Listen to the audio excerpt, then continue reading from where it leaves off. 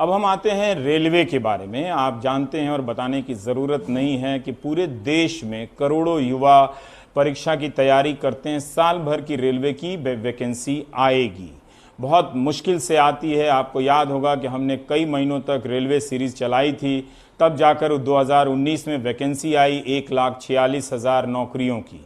आपको बताते हुए ये हर्ष का हश्र हो रहा है, हिंदी में समझिए कि परीक्षा के भी 1 साल से ज़्यादा समय हो गए हैं, वैकेंसी आए हुए 2.5 साल हो गए हैं, मगर loco pilot, assistant loco pilot की बहाली, ज्वाइनिंग की प्रक्रिया अभी तक पूरी नहीं हुई है।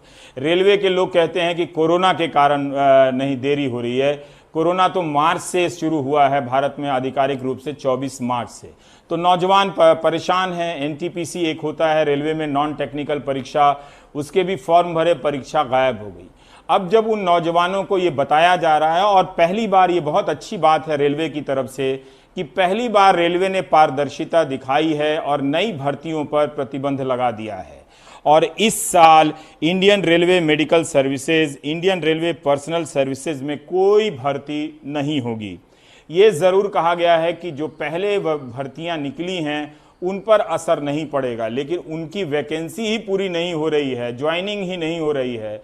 आप रेल मंत्री के ट्विटर हैंडल पर जाके देखिए तो लोको पायलट और असिस्टेंट लोको पायलट, ये zone, Bhopal zone, Gorakhpur zone, Mumbai zone, मार लड़के तमाम उस पर शिकायतें कर रहे हैं, पर कोई सुनने वाला है नहीं। उनकी अब लगता है भी नहीं है कि रेलवे की कोई अब सुनेगा। कारण यह है कि रेलवे की कमाई खराब हो गई है, कम हो गई है, हालत खस्ता हो गई है।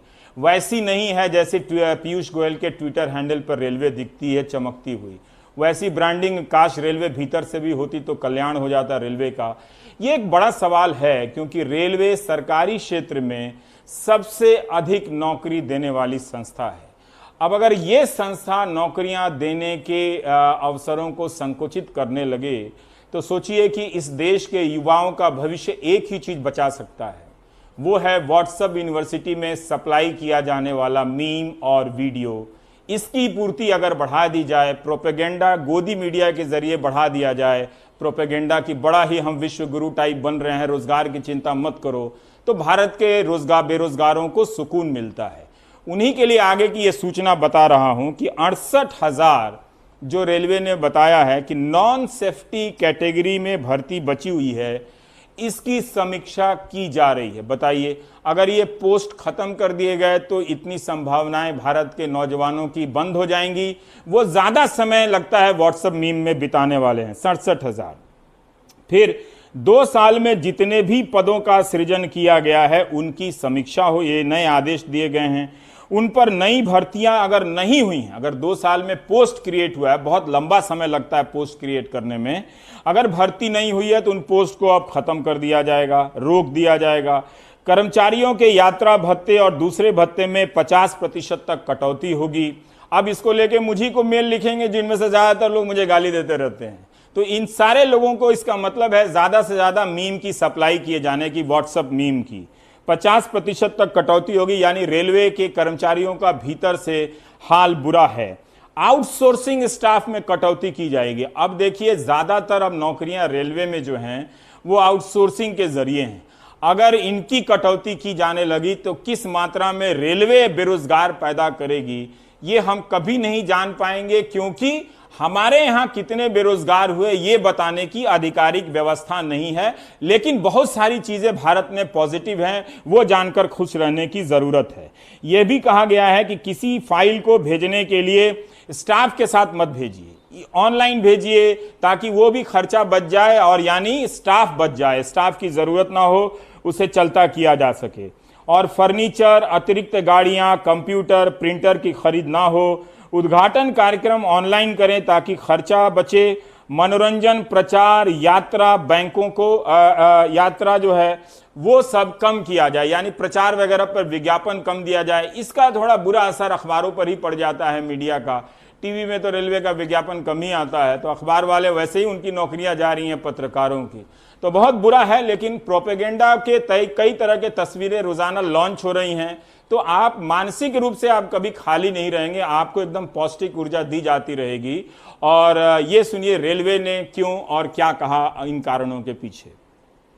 हमारे पास जो वैकेंसी जो है अभी सेफ्टी कैटेगरी में है 1,53,000 और जो नॉन सेफ्टी कैटेगरी में है वो 1,37,000। तो रफली अराउंड 2.9 लाख 90 लाख जो है वैकेंसीज हमारे पास हैं, जिसमें से हमने सेफ्टी कैटेगरी की वैकेंसी जो नोटिफाई की हुई है अभी वो 72,274 ऑलरेडी कर चुके हैं। नॉन सेफ्टी कैटेगरी की हमने की है 68,366। So the total notified vacancies are 1,40,640। तो इसमें से जो अब आप जो नॉन सेफ्टी कैटेगरी वैकेंसीज बची वो उनमें से 68,000 एक रफली 68,000 जो है वैकेंसीज नॉन सेफ्टी कैटेगरी में बनती हैं। उनमें से जो आप लोगों के संज्ञान में कहा है कि हम लोगों ने अभी कहा है कि रेलवेज को कि आप अपनी सेफ्टी कैटेगरीज की वैकेंसीज एज इट इज आप भरिए, जो नॉन सेफ्टी कैटेगरीज की वैकेंसी है उनको आप रिव्यू करिए। अब ये बेरोजगार पूछेंगे कि विपक्ष कहाँ है, विपक्ष ट्वीट कर रहा है, वो उठा रहा है, लेकिन यही बेरोजगार विपक्ष को कौन पूछता है। तो बेरोजगारी का एक मुद्दा भारत में राजनीतिक रूप से समाप्त हो गया है। वैसे कई राज्यों में है गंभीरता के साथ, लेकिन राजनीतिक रूप से समाप्त हो गया है। अगर आप कुछ वैचारिक नैरेटिव वाली राजनीति कर रहे हैं, कुछ तस्वीर वीडियो वाली, तो इस तरह के समस्याओं को आप गायब कर सकते हैं। हाल फिलहाल के चुनाव में ये साबित भी हुआ है, खासकर गोदी मीडिया के दौर में। ये बात मैं क्यों कहता हूं, बहुत बुरा भी लगता है कहने में, लेकिन ये सच्चाई है कि ये वो पब्लिक है जो पब्लिक नहीं है। जनता ने ही जनता के होने का अस्तित्व समाप्त कर दिया है। इसीलिए किसी भी प्रश्न का जवाब नहीं आता है, किसी भी आंदोलन पे जवाब नहीं आता। आपने कब सुना कि मंत्रियों ने बुलाकर प्रतिनिधियों से बात की है, ये आंदोलन हुआ है। अब कोल इंडिया के लोग जो 3 लाख लोग हैं, अब मैं तो नहीं कहता कि सब कोई गोदी मीडिया में बह गए होंगे या व्हाट्सएप यूनिवर्सिटी में, लेकिन जो बह गए थे वही बताएं कि क्या उन्होंने नहीं देखा था कि 6 साल में मीडिया समाप्त हो गया, मीडिया जन सरोकार के मुद्दों को नहीं उठाता है। अब जब उनकी बारी आई है तो फिर वो मीडिया को क्यों कोस रहे हैं कि मीडिया उनका नहीं दिखा रहा है। क्या आपको लगता है, पता भी है कि 3 दिनों के लिए कोल इंडिया में जो प्राइवेटाइजेशन हुआ है उसको लेकर 3 लाख कर्मचारी आंदोलन कर रहे हैं? आपको कभी पता नहीं चलेगा। अब इन्हीं से पूछिए कि क्या इनको इस बात का फर्क पड़ता है कि सफूरा जरगर एक गर्भवती महिला के खिलाफ किस तरह से अन्याय हुआ, भीमा कोरेगांव केस में किस तरह से 2 साल का ट्रायल नहीं हुआ और एक नौजवान लड़के को उठाकर जेल में बंद कर दिया गया, सुधा भारद्वाज। तो क्या इन लोगों को इन संवैधानिक सिस्टम के मसले का कोई फर्क पड़ता है, जो ये शिकायत कर रहे हैं कि मीडिया को कोई फर्क नहीं पड़ता? इसीलिए मैं कहता हूं कि ये पब्लिक है, ये वो पब्लिक है जो पब्लिक ही नहीं है। ये कोरबा छत्तीसगढ़ से आए वीडियो को आप देख लीजिए। मेरी बात वैसे 10 साल बाद समझ में आएगी, अभी नहीं, इसलिए चिंता मत कीजिए, चिल कीजिए। One of the fastest growing educational platform for bank, SSC and other competitive exams, Guidely brings to you Guidely Express video course for banking prelims and mains with a lifetime validity. The course content will be provided in both Hindi and English languages.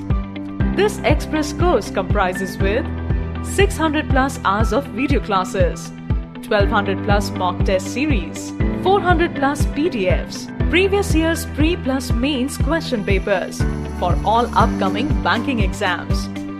This video course is created by expert faculties in India who have years of experience and guided thousands of students so far. We will also provide personal guidance in secret Telegram group. You can attend the sessions in both platforms, mobile app and on laptop. And that's not all. If you are selected in the exam, you can get 100% cashback from our end. So what are you waiting for? To enroll in our Express video course, go to this link today.